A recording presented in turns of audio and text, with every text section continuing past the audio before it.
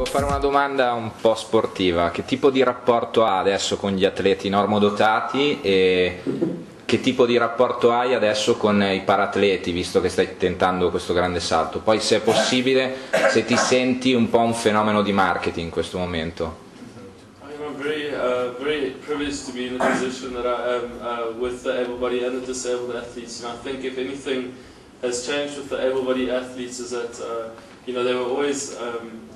very accommodating in the beginning, but now even more so, because now they're assured that the prosthetic legs don't give me an advantage. Quindi sicuramente è fortunato ad essere in questa posizione speciale di avere rapporti sia con gli atleti abili e quelli disabili. Gli atleti abili, dice, avevano già un atteggiamento molto favorevole nei suoi confronti da prima, e adesso lo sono ancora di più, adesso che sono certi che gli arti artificiali non mi danno un vantaggio illecito.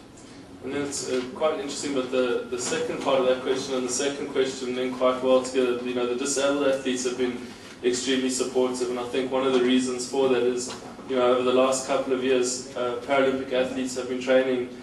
more and more hard, preparing better for the competitions, and over the last couple of years, more corporate sponsors have been getting involved with Paralympic sports, and I think that's also why it's very important that Paralympic athletes also get the recognition that they deserve, you know, because they train just as hard, and I think over the last couple of months, it's shown now that it's the athlete that runs the good times and not the prosthetic legs.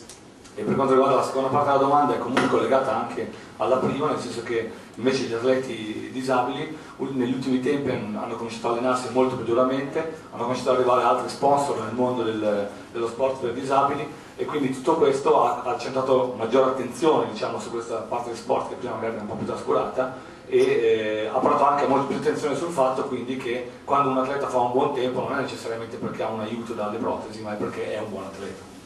Thank you. Sicuramente